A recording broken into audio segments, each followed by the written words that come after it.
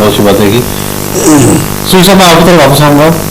पाकिस्तान में माशाल्लाह लाखों डिजाइनर आपके, पाकिस्तान से बाहर जो आपके अकीदतमंद हैं उनके बारे में कुछ बात हो जाए, उनसे कैसे आप राब्ते रहते हैं, आपको दौरे रहते हैं या वो लोग यहाँ आते हैं, किस तरह से आप राब्ते में रहते हैं? नहीं, वो इंटरनेट के जरिए उन्हें पैगाम हुआ जी, और ये ऐलान जो मेरा था कि एक माह अगर आप तल्ला करते हैं थोड़ा सा ज़िक्र फिक्र का तरीका सीख लें और इस पर हराम ना खाएं। इसमें जो तरबीती नशिस्तें होती हैं उसके बारे में भी जानना हाँ चाहूँगा, वो कैसे कहाँ होती हैं आपकी? ये मुख्तलिफ जगह पर पूरे पाकिस्तान में एक दिन में अल्लाह के फजल करम से कई हज़ार महफिलें एक दिन की हो गई।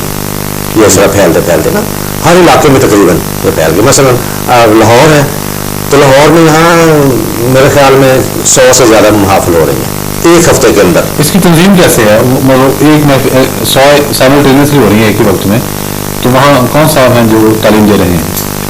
वो जो आपकी जो हाँ जी वो अमीर का हमारे साहबान है। अच्छा, एक हल्के का अमीर जो बनाया जाता है वो जिक्र फिक्र की तालीम देता है वहाँ, और जिक्र इलाही के बाद थोड़ा सा दर्स होता है कुरान पाक का या हदीस का, और उसके बाद दुआ होती है और फिर लोग वहाँ से दुआएं कराते हैं, दम भी करवाते हैं बात के लिए। तो इस तरह ये सिलसिला पैगाम, मतलब कि लोग जो है जब उनके जहन में ये चीज़ आ रहा है ना कि एक हराम हलाल की तमीज़ जो आजकल आपका सवाल था वो छूट रही है और लोग गलत तरफ जा रहे हैं, तो जब ये लोगों को पता चलता है कि पाकीज़ा चीज़ है, अल्लाह ने फरमाया कि ये पानी है, मसलन मैं मिसाल देता हूँ कि पानी पाक चीज़ है, आप इसे पिए, रूह को भी फ़ायदा देता है, जिस्म को भी फ़ायदा देता है।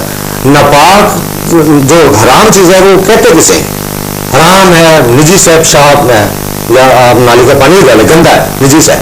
तो अगर वो कोई ये समझेगा कि मैं अपने माल में और इजाफा कर लूँ इसमें डाल के, तो नापाक चीज़ उसमें शामिल अगर कर ले उस पीने वाली चीज़ में, तो वो सारे को लाजत उसमें आ जाएगी, सारे लाजत उसको इस्तेमाल करेंगे तो उसके बहुत ज़्यादा नुकसान होंगे।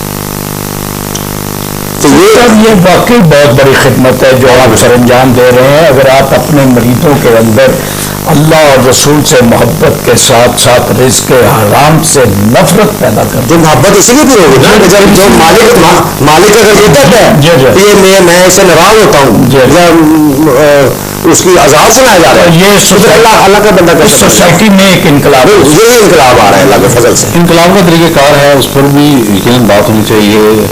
अल्लामा इकबाल रहमतुल्लाह अलैह फरमाते हैं कि निगाह मर्द मोमिन से बदल जाती है तकदीरें। जी ये तो एक एंगल आ गया जिस पर हम बात कर रहे हैं। फिर वो ये भी कहते हैं जुदा हो दी सियासत से तो रह जाती है चंगेज़ी। बिल्कुल, ये आप जो तरबियत कर रहे हैं अपने लोगों की, तो इसमें आप हुकूमती सेटअप जो है उसमें भी आप इस्लाह यकीनन चाहते होंगे, इस हवाले से आपका लाइन ऑफ एक्शन क्या है? इसमें तो बहुत दफ़ा हमारी मीटिंग्स हो चुकी हैं, वफाकी सतह पर भी हो चुकी हैं, सूबाई सतह पर भी हो चुकी हैं, तजावीज़ भी हमसे मांगी गई कई मरतबा, हमने लिख कर तजावीज़ दे दी हैं, लेकिन उसके बाद फिर हुकूमत अगर नहीं कुछ करती या सही मशाइख को नहीं लेती, अगर विंग्स बने हुए अपने अपने, तो वो चंद मखसूस लोग वही चेहरे काबली का जो मुशाहिरीन थे उसको भी आप सरबराह रहे हैं, इस वाले से आपको तजर्बा कैसा रहा? नहीं मैं उसका नहीं था, मैं तंजीम मशाइख निज़ाम पाकिस्तान, उसमें तकरीबन अब तक 6000 से ज़ायद सिर्फ सूफिया उसमें शामिल हो चुके हैं। नहीं, काबली साहब नहीं, ना बिल्कुल नहीं है, वो इस्लाह तजावीज़ हमसे लेते रहे, मीटिंग हमारी होती रही है। ठीक, उन्होंने मुझे बुलाया था कि आप बताएं हमें किस तरह करेंगे। तो वो अगर मैं समझता हूँ कि ये जो मशाइख काम कर रहे हैं ना, इन्हीं को अगर हुकूमत थोड़ा सा काम करने दे, मसलन मैं एक मिसाल देता हूँ कि एक बंदे को बातनी तौर पर नहीं पता चलता, मैं अपनी मिसाल देता हूँ, अल्लाह माफ़ करे मैं बहुत गुनहगार भी हूँ, लेकिन मैं कहीं से हराम की चीज़ या बेनमाजी के हाथ का खा लूँ ना, तो मुझे मिडे में जाकर महसूस हो जाता है अल्लाह के फजल करम से कि ये बंदा नमाज पढ़ने वाला नहीं है। अगर इसका हराम का होगा तो मेरा मैदा ख़राब हो जाता है, मुझे तकलीफ पेट की शुरू हो जाती है, उसी वक्त शुरू हो जाती है।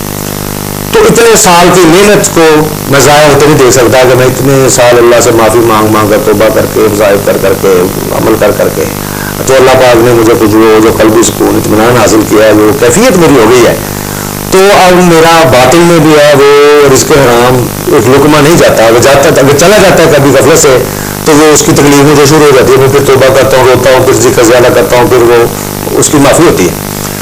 तो अगर ऐसे बंदे ہم نکال لیں اور ان کے ذمہ کوئی چیز کر دیں، مثلاً زکوٰۃ کی تقسیم ہے، تو ایسے بندے جن کو پتہ ہے کہ میں اس میں 1 روپیہ بھی اگر میں لوں گا اپنی ذات پہ خرچ کروں گا تو میرا وہ کھانا خراب کرے گا، مجھے تکلیف دے گا، اور آخرت کا خوف ہوتا ہے، میں اسے مالک کا ہوتا ہے کہ مالک میرا ناراض ہو جائے گا مجھ سے.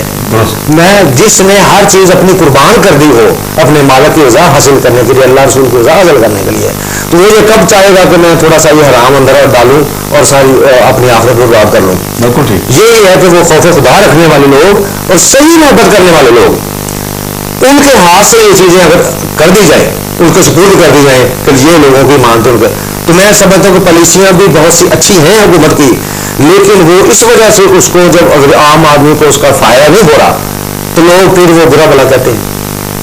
ٹھیک ہے. بڑی اس سے بہت بہتری آ سکتی ہے اور حکومت بھی فائدہ اٹھا سکتی ہے اور اللہ کی رضا بھی ہو سکتی ہے حاصل. جی دونوں پہلو اس میں آئے ہیں. اور بات پھر وہی ہے کہ جو ظاہر ہے سویسا پولیٹیکل آدمی تو نہیں ہے، لیکن بات وہی آئے گی کہ جو کرپشن کی جس ناسور کا ہمیں سامنا ہے اس کا خاتمہ کیے بغیر یہ خیر و برکت کا سبب اس ملت اور قوم پر بھی نہیں. دیکھیے بات یہ ہے کہ ضروری نہیں کہ ہر دیندار آدمی سیاسی بھی ہو، جی یہ کوئی ضروری نہیں ہوتا. ضرورت اس بات کی ہے کہ جس طرح ہمارے عظیم صوفیاء کرام نے، جن کا بھی ہم نے ذکر کیا، انہوں نے بھی یہاں کر سیاست میں براہ راست حصہ نہیں دیا تھا، لیکن انہوں نے نچلے سطح پر عام آدمی سے تعلق پیدا کر کے اس کے اندر جو جوت جگائی تھی، جی جی اللہ کی محبت، رسول کی اطاعت اور انسان کا انسان سے محبت کرنا چاہے وہ کیسا ہے. رسول اللہ صلی اللہ علیہ وسلم کی ایک حدیث مبارکہ ہے جس کا منشا یہ ہے کہ گناہ سے نفرت کرو، گناہ گار سے نہ کرو. جی تو ہمارے صوفیاء کرام کا یہ بڑا کارنامہ ہے، تو انہوں نے گناہ سے نفرت کی ہے، انہوں نے گناہ گار سے نفرت ہم سمجھتے کہ کبھی بھی کسی مشائخ نے جیسا مرضی بندہ آیا، جس مرضی عقیدے کا آیا، جیسا مرضی گناہگار آیا، کبھی یہ نہیں کہا کہ یہاں سے نکل جاؤ، دفاع ہو جاؤ، اس کو محبت کے ساتھ سینے لگایا ہے، لنگر خانے میں ہر چیز موجود ہے. اب جو آپ نچلی سطح پر یہ اصلاح کریں گے تو اس کے اثرات اوپر جائیں گے. جی بہت شکریہ طاہر. آپ سوسائٹی کی ایک بنیاد بنائیں گے، ایک اچھی بنیاد بنائیں گے. جی ناظرین، ہمارے ساتھ پروگرام میں شریک تھے صوفی مسعود احمد صدیقی لاسانی سرکار. بہت خوبصورت باتیں انہوں نے کی اور ان کا پیغام پوری ملت اسلامیہ کے لیے حرام سے بچ جائیں، اللہ تعالیٰ کی رحمت خود بخود نازل ہوگی. تعلیمات اسلام پر عمل کرنے کا فائدہ تبھی ہے جب بنیادی طور پر ایک چیز طے کی جائے کہ پانی کا ایک قطرہ یا خوراک کا ایک لقمہ بھی مال حرام کے میں پیٹ کے اندر نہیں جائے گا. اپنے موضوع مہمان کا شکریہ ادا کرتے ہوئے میں آپ سے بھی اجازت چاہوں گا. انشاءاللہ کل پھر حاضر ہوں گے کسی تازہ موضوع کے ساتھ. اجازت دیجیے. اللہ حافظ.